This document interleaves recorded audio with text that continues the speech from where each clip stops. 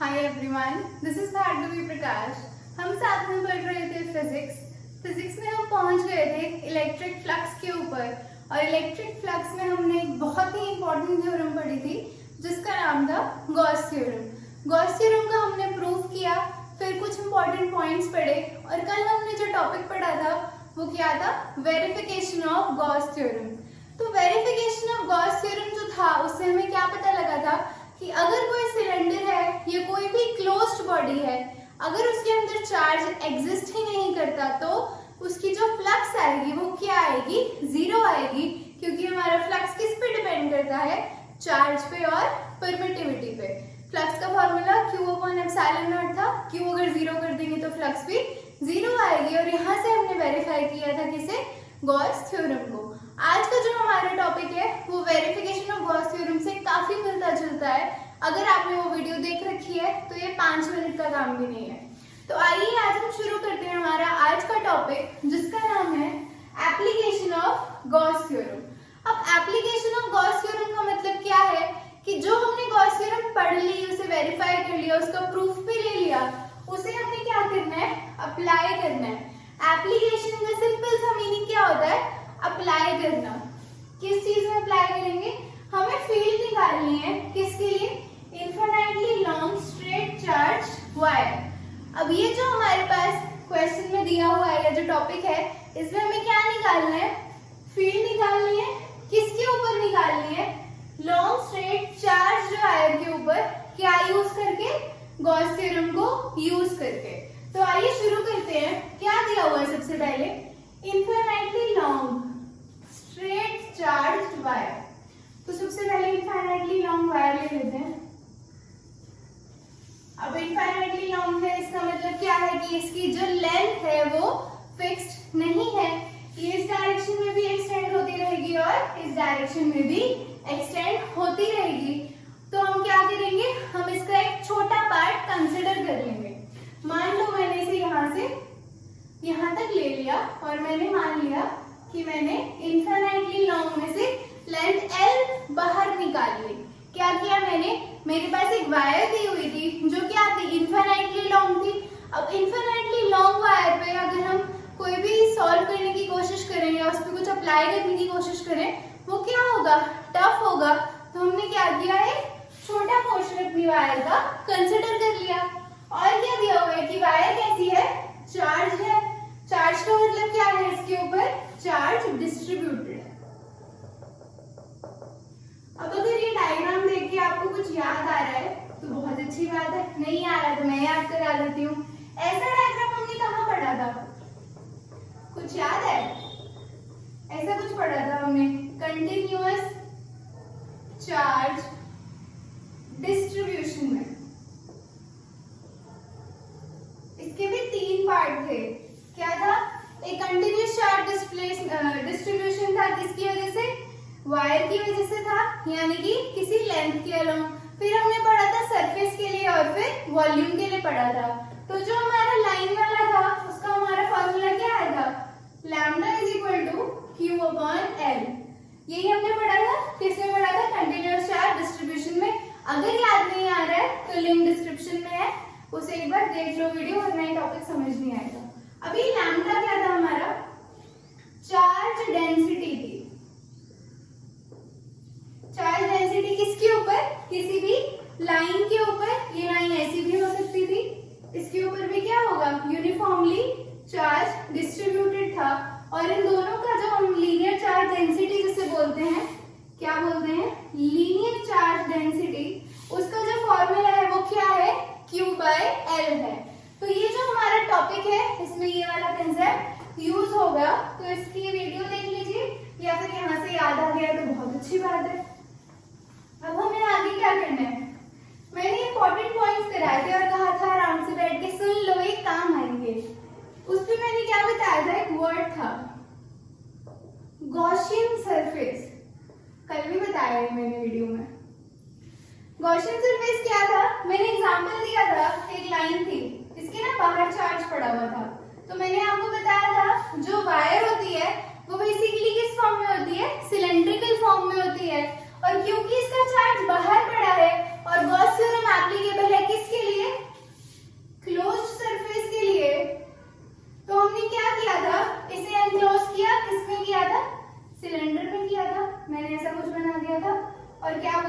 ये close surface के अंदर है, मतलब ये मार्कर था और मैंने बोला था इसके अंदर से वो वायर पास कर रही है जिसके ऊपर चार्ज है, और ये मार्कर क्या है मेरा, क्लोज बॉडी है। तो यहाँ पर भी सेम ही केस है, वही वायर है, वैसे ही चार्ज कहाँ पड़ा है, ओपन में पड़ा है। तो हम क्या करेंगे, गॉसियन सरफेस को बना लेंगे।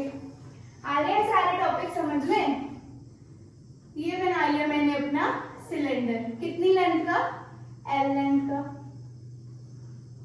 और मान लो इसका जो रेडियस है, इसकी लेंथ कितनी हो गई, किसकी लेंथ है, लेंथ ऑफ सिलेंडर की, वो हमारी L हो जाएगी। और जो रेडियस है किसका, सिलेंडर का, वो कितना मान लिया मैंने, R हो जाएगा। ये इसको सेंटर में बनाना है, ठीक है एकदम, ये भी R है और ये भी R है। मेरे से थोड़ा नीचे बन गया है, इसको बिल्कुल ऐसे बनाना है, मतलब ये सेंटर में पास हो रही है, ऊपर और नीचे का डिस्टेंस एकदम सेम रखना है, ठीक है। ये भी R है और ये भी R है, ऐसा कुछ ही बनेगा, ठीक है। अब हमने क्या कर लिया, गॉसियन सरफेस बना ली। फिर हमने जो वेरिफिकेशन ऑफ गॉस थ्योरम पढ़ा था, उसमें मैंने कुछ बताया था मार्कर के एग्जांपल से। ये मार्कर क्या था, ये सिलेंडर को रिप्रेजेंट कर रहा था। कितनी सरफेसेस थी, 3 थी, 1, 2 और ये 3 जो इसके पूरे में है। कौन सा होता है, ये कर्व सरफेस एरिया था, एक ये वाला कॉर्नर और एक ये वाला कॉर्नर था। फिर मैंने बोला था इसे 1 मान लो, इसे 2 मान लो और इसे 3 मान लो। फिर हमने क्या किया था, एरिया वेक्टर स्पेसिफाई किया था और इलेक्ट्रिक फील्ड की डायरेक्शन को समझा था। अब अगर मेरे पास ऐसी वायर पड़ी है, ठीक है, पॉजिटिव चार्ज है, इलेक्ट्रिक फील्ड की डायरेक्शन कहाँ होगी, रेडियली आउटवर्ड होगी। यानी कि अगर कोई आपके पास इस तरह की वायर है या लाइन है या कुछ भी है जो स्ट्रेट फॉर्म में है और उसके ऊपर चार्ज पड़ा है, तो उसकी फील्ड लाइन कहाँ एक्ट करेगी, रेडियली आउटवर्ड एक्ट करेगी। तो अगर हम सरफेस 1 पे देखें, सरफेस 1 क्या है, सरफेस 1 कुछ ऐसी है, यहाँ पर चार्ज पड़ा है, ठीक है, ये चलता जा रहा है। तो इसके लिए फील्ड की डायरेक्शन क्या होगी, रेडियली आउटवर्ड। इसे नीचे भी बना सकते हो, ऊपर भी बना सकते हो, होनी क्या चाहिए, रेडियली आउटवर्ड, यानी कि इसकी क्या होगी, परपेंडिकुलर होगी। बट आसानी के लिए हम क्या करते हैं, इसको ऊपर बना लेते हैं, नीचे बनाओगे तो भी सेम ही आएगा। फिर हम क्या करेंगे, इसका एरिया वेक्टर स्पेसिफाई करेंगे। क्या बताया था, अगर ये सरफेस है तो इसका कहाँ आएगा, रेडियली आउटवर्ड आएगा। ये ऐसे पड़ा है तो इसका कहाँ आएगा, इस तरफ आएगा। तो यहाँ बना देंगे हम n कैप। अब हम क्या निकालते हैं, थीटा निकालते हैं। थीटा क्या होता है, angle between E and surface vector या फिर एरिया वेक्टर। तो इस केस में थीटा कितना है, 90 डिग्री है, क्योंकि E आपकी ऐसे है और ये n ऐसे है। अब मैं कह रही थी आप इसे नीचे भी बनाओगे अगर E को, तो भी क्या है, 90 डिग्री का ही एंगल बनेगा। तो फर्क नहीं पड़ता, बस क्या है याद रखना है कि क्या है, परपेंडिकुलर रहेगा उसका। क्यों, क्योंकि ये पॉजिटिव चार्ज और इससे ऊपर की डायरेक्शन में हमारी इलेक्ट्रिक फील्ड बनेगी। अब इसके लिए क्या कर लेंगे, फ्लक्स निकाल लेंगे। φ1 मान लो इसको। क्या फॉर्मूला है, E vector dot ds vector E ds cos theta E ds cos 90 degree. cos 90 क्या होता है, 0 होता है। 0 को पूरे के साथ मल्टीप्लाई करने से क्या आ जाएगा, 0 आ जाएगा। अब सिमिलरली सरफेस 2 के लिए निकाल लेते हैं। ये सरफेस 1 हो गई हमारी, सरफेस 2 की क्या है, सिमिलर है, ऐसी है, यहाँ से चार्ज है, इसका भी क्या होगा, परपेंडिकुलर एंड आउटवर्ड, और इसका एरिया वेक्टर कहाँ होगा, रेडियली आउटवर्ड। मतलब पहले हमने इसका इधर बना दिया था और अब इसका कहाँ बनेगा, अगर ये मैं से बंद कर दूं तो इस सरफेस का इस डायरेक्शन में बनेगा। तो इस केस में भी क्या है, थीटा 90 डिग्री है, तो अगर φ2 निकाले तो E ds cos 90 कितना आएगा, 0 आ जाएगा। तो ये भी 0 आ गया और ये भी 0 आ गया। ये मैं जल्दी जल्दी इसलिए करा रही हूँ क्योंकि हम सेव कर चुके हैं किसमें, वेरिफिकेशन ऑफ गॉस थ्योरम में। फिर क्या है हमारे पास, सरफेस 3 है। ये कौन सी सरफेस है, ये वाली, ये पूरी हमारी क्या है, सरफेस 3 है। इसके अंदर भी क्या है, पॉजिटिव चार्ज है, इलेक्ट्रिक फील्ड की डायरेक्शन क्या होगी, ऊपर होगी, और एरिया वेक्टर भी कहाँ होगा, परपेंडिकुलर होगा। कल बताया था, ये वाली सरफेस की बात कर रहे हैं परपेंडिकुलर था इसके, सेम वही मैंने यहाँ पर बना दिया है। अब ई की डायरेक्शन भी यही है और एन की डायरेक्शन भी यही है, तो क्या होगा, मतलब ई भी ऐसा ही है और मेरा एन कैप भी ऐसा ही है। एंगल कितना है, 0 डिग्री है। कैसे पता लगा, अगर ये है, अगर मैं इसे उठा के इसी के ऊपर रख दूं, कोई एंगल है दोनों के बीच, नहीं है, यानी कि एंगल कितना है, 0 डिग्री है। अब क्या निकाल लेंगे, फाई 3 निकाल लेंगे। क्या आएगा, ई vector dot ds vector E DS cos 0 degree, cos theta होता है, थीटा की वैल्यू मैंने 0 डायरेक्ट पुट कर दी। कॉस थीटा, कॉस 0 कितना होता है, 1 होता है, तो 1 इंटू में ईडीएस कितना आ जाएगा, ईडीएस के इक्वल आ जाएगा।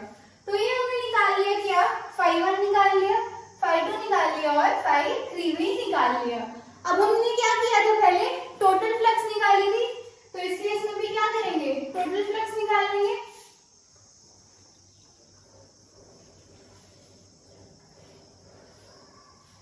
ये मेरी फाई 1 है, ये मेरी फाई 2 है, ठीक है। टोटल फ्लक्स निकालने के लिए क्या करेंगे, तीनों को ऐड कर लेंगे, phi 1 plus phi 2 plus phi 3, कितना आ जाएगा, फाई 1 क्या है, 0 है, फाई 2 क्या है, 0 है, और फाई 3 क्या है, ई डी एस है। ये मैंने आपको कल बताया था, क्या बताया था, ये दोनों कल हमने क्या किए थे, कैंसिल कर दिए थे। क्यों कर दिए थे, क्योंकि एक प्लस ईडीएस आ रहा था और एक माइनस ईडीएस आ रहा था, तो उस केस में सब कैंसिल होकर 0 आ गया था। क्यों आया था वो, क्योंकि उसके अंदर चार्ज नहीं था। इस केस में आपको क्या वैल्यू मिल गई, ईडीएस मिल गई। क्यों मिल गई, क्योंकि इसमें क्या है, चार्ज पड़ा हुआ है, यानी कि टोटल फ्लक्स कुछ ना कुछ तो आने ही वाली थी। अब हमने क्या निकाल लिया, टोटल फ्लक्स निकाल ली। अब क्या करेंगे, क्या निकालना, क्या है हमें अल्टीमेट रिजल्ट, फेज निकालनी है। अब हमें टोटल फ्लक्स का क्या पता है, फॉर्मूला पता है, क्या होता है, phi is equal to surface integral of E vector dot ds vector. ये हम निकाल चुके हैं वैल्यू, इसे हम सिंपली क्या लिख लेंगे, ईडीएस लिख लेंगे। टोटल फ्लक्स यही आई है हमारी। फिर हम क्या करते हैं, ई को बाहर निकाल लेते हैं, ई एज इट इज बाहर, सरफेस इंटीग्रल ऑफ डीएस। अब ये जो डीएस है कौन से वाला है, थर्ड केस वाला है, यानी कि थर्ड वाले पार्ट का है। थर्ड पार्ट क्या है, ऐसा है, तो ये कौन सा एरिया होता है हमारा, कर्व सरफेस एरिया। कौन सा एरिया है ये हमारा, अगर ये मेरा मार्कर था, ये वाला और ये वाला छोड़ दो, सिर्फ हम इसकी बात कर रहे हैं, जो ये हमारा ये वाला पार्ट है, ठीक है। तो इसका हम क्या निकाल लेंगे, कर्व सरफेस एरिया निकाल लेंगे। डीएस कर्व सरफेस एरिया इसका क्या होता है, 2 पाई आर इंटू में एल। किसका फॉर्मूला है ये, सिलेंडर के कर्व सरफेस एरिया का, यानी कि ये वाले पार्ट का। तो यहाँ इसे पुट कर देंगे, तो फाई कितना आ जाएगा, ई एज इट इज बाहर था, इसे हम इंटीग्रेशन करेंगे और टोटल सरफेस निकालेंगे। वही मैंने यहाँ बताया, 2 पाई आर इंटू में एल। अब गॉस थ्योरम क्या कहती है, फाई किसके इक्वल है, क्यू अपॉन में एप्सिलॉन नॉट, यानी कि 1 upon epsilon naught times the total charge enclosed. Phi की वैल्यू यहाँ से रख दोगे, E into 2 pi r l, q as it is upon में एप्सिलॉन नॉट। अभी स्टार्टिंग में जब हमने वीडियो स्टार्ट की थी, तो मैंने आपको फॉर्मूला बताया था लीनियर चार्ज डेंसिटी का, क्या था, lambda is equal to q upon l था। यहाँ से क्यू की वैल्यू कितनी आ जाएगी, लैम्डा इंटू में एल आ जाएगी। अगर ये याद नहीं आ रहा तो कंटिन्यूअस चार्ज डिस्ट्रीब्यूशन की वीडियो देख लेना। फिर हम क्या करेंगे, यहाँ वैल्यू पुट कर देंगे, क्यू कितना आ गया, लैम्डा इंटू में एल अपॉन एप्सिलॉन नॉट। यहाँ से क्या निकाल लोगे, ई निकाल लोगे, क्या आ जाएगा, 1 अपॉन 2 पाई एप्सिलॉन नॉट, और क्या बचा है, क्यू अपॉन आर इंटू में एल, और ये इसका एल था, एल से एल क्या हो जाएगा, कैंसिल हो जाएगा। क्या किया मैंने, ई को यही रखा है, ये हमारे पास वैल्यू पड़ी थी 1 अपॉन 2 पाई, और ये एप्सिलॉन नॉट था, वो मैंने यहाँ लिख दिया। क्या बचा, आर इंटू एल बचा, वो यहाँ लिखा, और यहाँ से क्या बचा था, लैम्डा इंटू एल बचा था, ठीक है। तो लैम्डा इंटू एल था, एल से एल क्या हो गया, कैंसिल हो गया। तो फाइनली हमारे पास क्या रिजल्ट आया,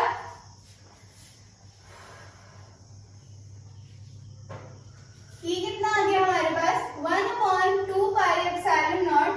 लैम्डा अपॉन में आर।